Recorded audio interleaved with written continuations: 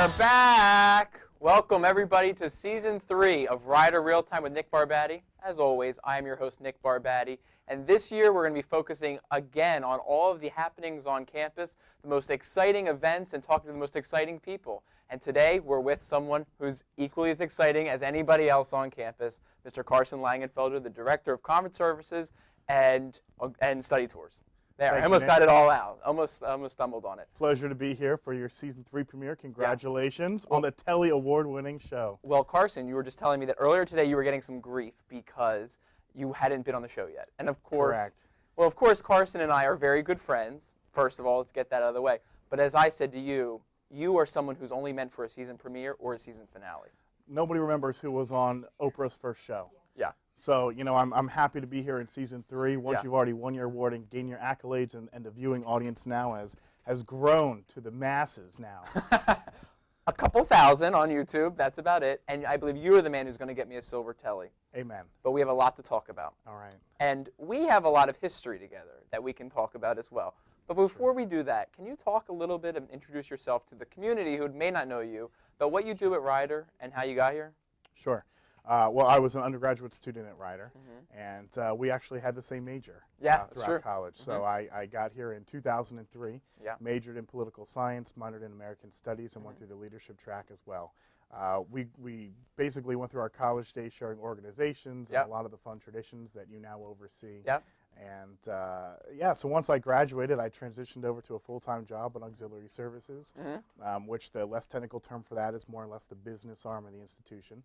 And basically my job is to oversee all external operations which generate revenue for the institution, which get invested back into the institution in capital ways, renovations, new construction, and other projects. So it's a really fun job. It's very full, and you are one of the busiest people on campus, no doubt. I totally do remember the first time I've ever met you, and I always tell you this story, but I think it's a story worth sharing, is Carson is one of the most confident, at times cocky individuals that has ever walked the halls of Rider University. And I've told the real-time audience a little bit about how when I was a student here, my reluctance to get involved. And when I finally did, it was through the Student Government Association. Right. When I did that, I was going through the interviews for SGA office, and I'll never forget, it was probably an April afternoon, 2004. It was a weekend? A weekend, yes, absolutely. And we were outside in Daly's, outside of the old Daly's boardroom. Correct. And we're interviewing, the position I was interviewing for was diversity chair. And I show up, and there's a bunch of people who I don't know sitting there, and Carson comes in with his jacket, and you threw it on the table and said, listen. Tossed it on the table, maybe. In dramatic fashion, the drop. Placed. Yes. He said, just so you know, for anybody here who's interested in events coordinator, I'm going to get it. The position has already been filled. Yes, I think that was actually, you're right, that was the terminology. But we go back a very, very long time and worked through SGA. When you were at SGA, as you said, you were the events coordinator, and we worked on a lot of different events and projects. What are some of the things that stand out to you that you did as a student with events? Wow, that's a really great question. I think some of the most memorable things we did was really the late night programming. Bronx buffets, back in the day really had a lot of personality to them, and we really took them from just being an opportunity for students to get food and just really generic type of food to making them into more of events and to really producing them and theming them and having a lot of fun with that, but making it really attractive to a college audience. Sure. That and probably compiled with Bronx Bingo. The start of Bronx Bingo happened during my tenure with student government and with Campus Life as their intern. And I'm so happy that that's a tradition that continues on today. It really started as a joke. Nobody thought that Bronx Bingo was going to take off, that you could get college students to sit for 2 hours in the dining hall on a Friday night and play a game of bingo. But like I said, I think it's the prize, the motivation, and the fact that we just don't take it too seriously that really make it into a quite a successful, now I would call it a campus tradition. Totally a campus tradition. And actually, didn't it start in the old Cranberry Cafe where Cranberry's is now? It did. The first one was during an alcohol awareness week. It was just a theme activity for one of the theme weeks. Really? Oh, I did not even know that. That was the very first one. And back when it was the old snack bar, we used to have it in there because it had that kind of casual setting. Sure. Well, we quickly realized we outgrew that space. With the fake trees in everyone's way when they were trying to see the caller. Correct. And then we relocated to Daily Dining Hall and consistently, got anywhere from 200 to 300 kids on a Friday night to play bingo. which was great. And I think it really helped out with the campus culture at that time. And I'm more happy to know that it continues on today. Oh, definitely. Through the work of Campus Life. Well, I remember when we were students, what you were always with Campus Life as the intern, as long as back as I can remember when we were students. And then when it's my senior year, I joined up with you as the other intern with Greek Life, who was then part of Campus Life. Right. And you were out of town or something, and I had to fill in for you for a Bronx Bingo. And I was met by emails and catcalls that I was not welcome as the caller. It was you who was the memorable caller. It's not as easy as everybody thinks. Well, I thought it was easy. It's you know, when you have like the games and you can't call anything in the I column, but you know, you just don't know. I mean, it's there's a lot that goes into it, but it's a lot of fun. Well, I tried to Nick Barbati it up, and that's one of those things that doesn't need to be Nick Barbati'd up. People take bingo seriously. Ask anybody's grandmother. Yeah. Well, you and I have specialized in a lot of events through the years. You for the first 4 years, me for the next 4 years kind of thing. But we got a big one coming up. That guy right over there, Jason Derulo, is going to be our fall concert. Really exciting. We know of him, we enjoy him, but the students seem really to be the ones who are really pumped about this thing. Yeah. The hallway that you work in is the ticket booth. What have you seen? I have, I guess, the privilege or the, maybe I don't know the right word for it, to be sharing the hallway with the ticket booth. Yeah. It's been the most talked about concert we've had in a really long time. Yeah. There's been consistent lines out there, the extended hours from the 3 to 5 for the ticket booth. It's been packed. Yeah. Which is exciting. It's exciting to see the campus really take their concerts back and really be excited about an event coming up. I think it's great for the Rider community, and kudos to SEC for just a tremendous job on securing such a great artist. Yeah, really up and coming. They picked a winner. Do you remember who our first concert was? It The Roots, was it not? I do remember The Roots. I don't know if that was the first one, but it was one of the first that I remember. Now the house band for Jimmy Fallon. Yeah. You can't say that the up and coming artists never make it anywhere. Yeah, that's true. But back then we used to have the concerts in Alumni Gym. Do any of the concerts really stick out to you from your time here? There was a couple that stick out for different reasons. Wait a minute, this could for different reasons. But like I said, I mean, I'm not really necessarily into like the whole music scene. Sure. So concerts to me were more about the event and more about the production and everything else.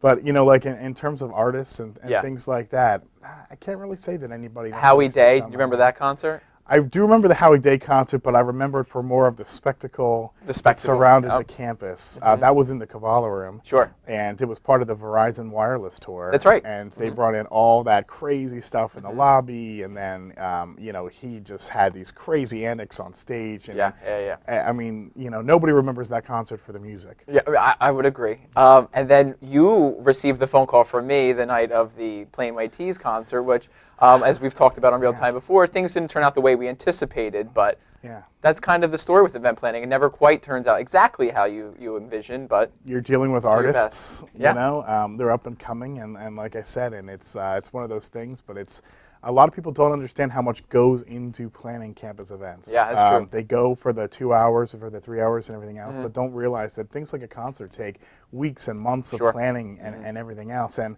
it's no fault of anybody at Rider when things go wrong. But it's a great learning experience for the students, and the SEC leaders that were there for that concert really took it in stride. Really did a nice job with handling what happened. It probably gained them more experience because things went wrong during that event than had it actually been a successful That's right. No, that's absolutely right. And I think this year's event is going to be similar to last year's, which I would have called a major success with Sean Kingston. Absolutely. But this one feels a little different. It feels like there's a lot of buzz. It feels exciting. So I actually think he's going to be something really big. And his opening acts are Auburn and Super Mash Brothers. Not necessarily in our genres that we would listen to on our way home. Well, Auburn for me, maybe. But I think it's going to be great. Yeah. But we have some other major events going on campus, and actually, I brought a little something for you. Oh no! Well, I brought some photos, and I wanted your memory on some of these other events before we get to another major campus traditional event that we're going to talk about. Oh, so I'm going to show you some old pictures, and I would like your opinion on the event and also what you remember from the day. Absolutely. Okay. So I'll show you. And then I'll show the real-time audience. This would be which event? This is Cranberry Fest. Cranberry Fest, probably 2006. Yes, absolutely. Cranberry Fest 2006. It was the ribbon cutting for Cranberries. After Cranberries, had the spectacle. Two things really stick out from that event. One is we ended up having a Ferris wheel Yeah, that's right. In. It was the first time the Cranberry Fest was held on the campus green, which is traditionally the only place we have commencement. Yeah. Cranberry Fest itself was always held on the mall, as you will. That's right, yep. The Ferris wheel came in, the ground was a little soft, and I remember when the truck pulled out, spinning its tires and throwing mud all over the campus green. Yep. And the director of facilities at the time, Mike Recca, who was my actual current boss, went out there, and the only comment I remember is, it looked like a plane had an emergency landing on the campus green. Really? And it was a couple $1,000s actually to repair the hole, the crater, if you will, in the ground. That was left by that. The second thing I remember very quickly was we actually used confetti cannons when we cut the ribbons. So we rented confetti cannons and had them set along the balcony of the Bart Luedeke Center.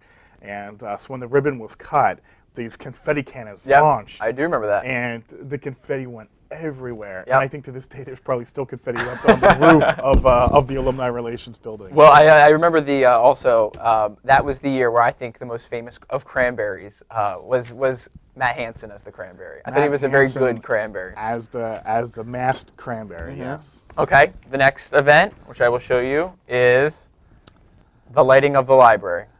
Love the lighting of the library. That was a campus tradition that was started and kind of taken on by myself and my actual mentor at the time, Cassie Iacovelli, who was the director of Campus Life.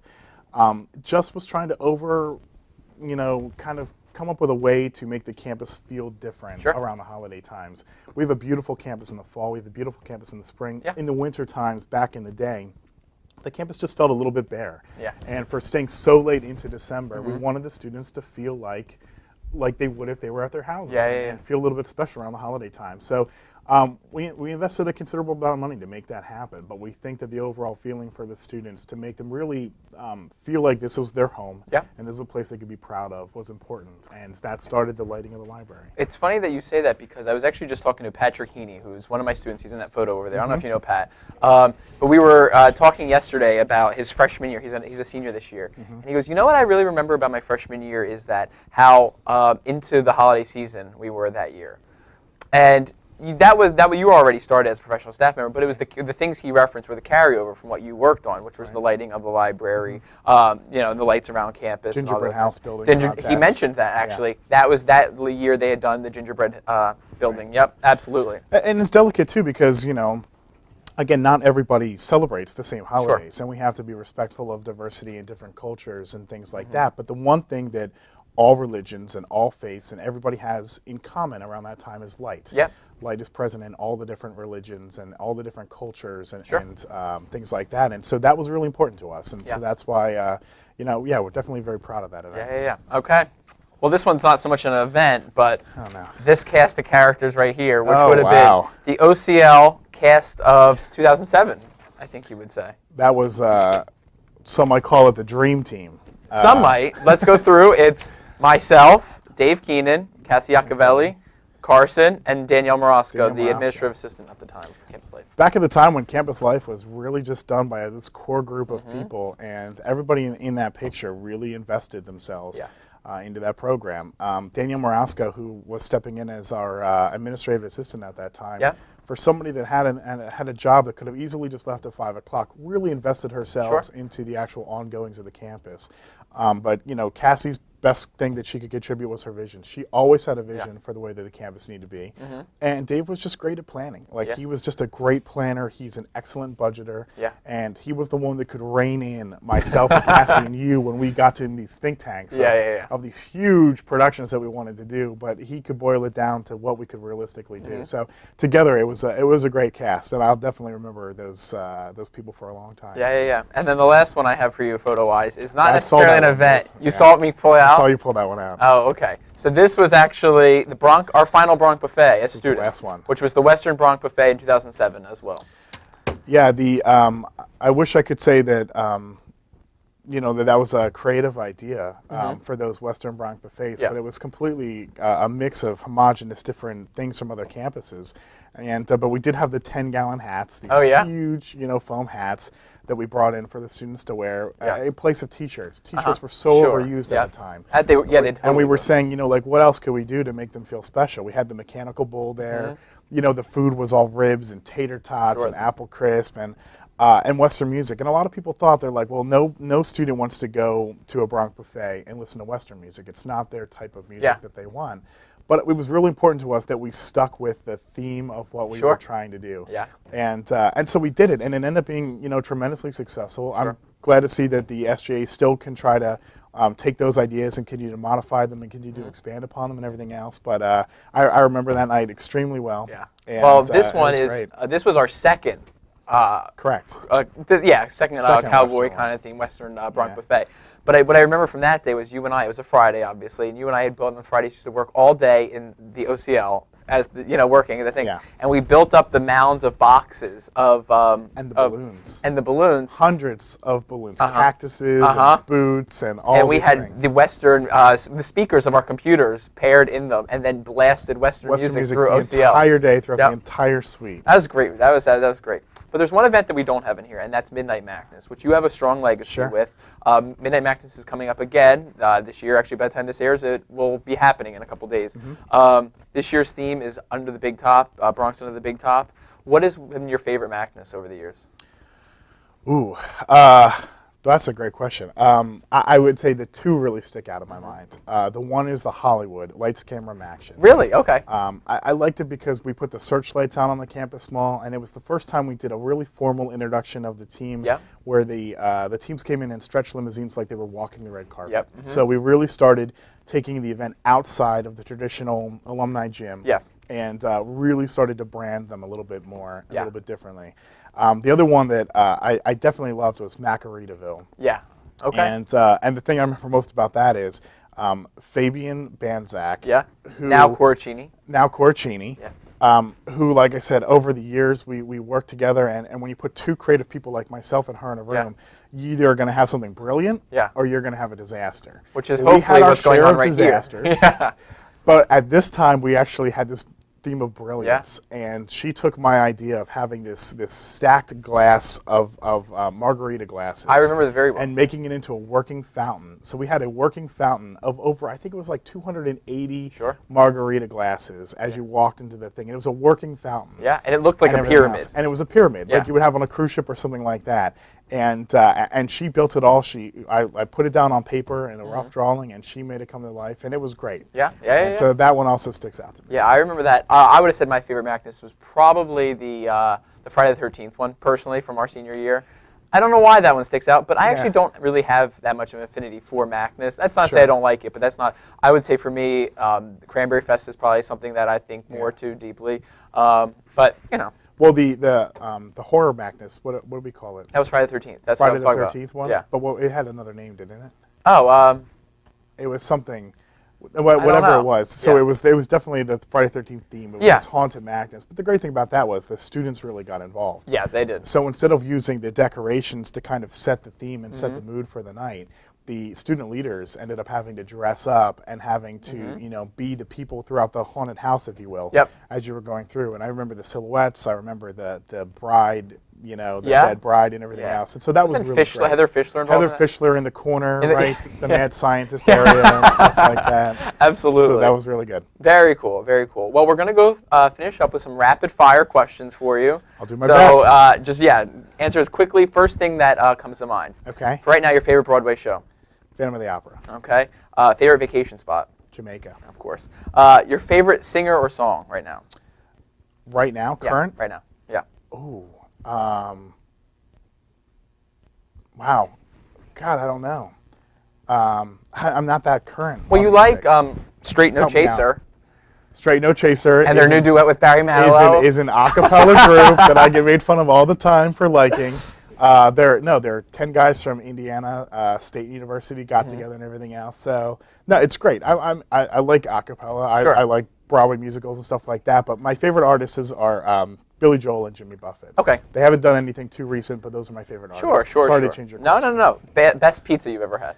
Best pizza I ever had. I like Brothers Pizza on Route 33. I like their buffalo chicken pie. Oh, the best pizza I've ever had is Mac and Manco's in Ocean City, New Jersey. I agree with that. I completely agree with that. Mac and Manco's for sure. All right. Are you a Madonna or Janet Jackson fan? Madonna. Or Lady Gaga? Remember whose show you're on. Oh, Madonna. Okay. What do you think is the quote that defines you?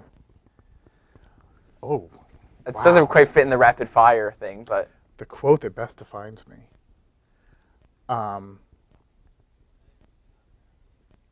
Wow, silence. God, there's so many good quotes out there. No, I don't know if there's one quote that actually necessarily defines me, but I don't know. I just, I got nothing. All right. Help me. There's a good quote. Or maybe a lesson that you've learned that maybe? A lesson that I learned. Okay. Yeah, One of the best lessons that I've learned was be a problem solver, not a problem identifier. Well, that's a good one. Yeah, I like that one a lot. I think that's kind of a quote too. Okay. We'll attribute it to you now from now on. Well, that has to be attributed to Cassiacavelli. Okay, fair enough. We've done 8 years now, almost, with you at Ryder. Your future?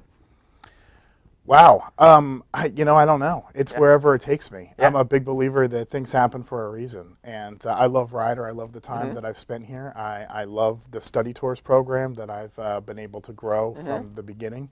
I love Comfort Services, and I love the people here. So, Ryder has been great to me over 8 years.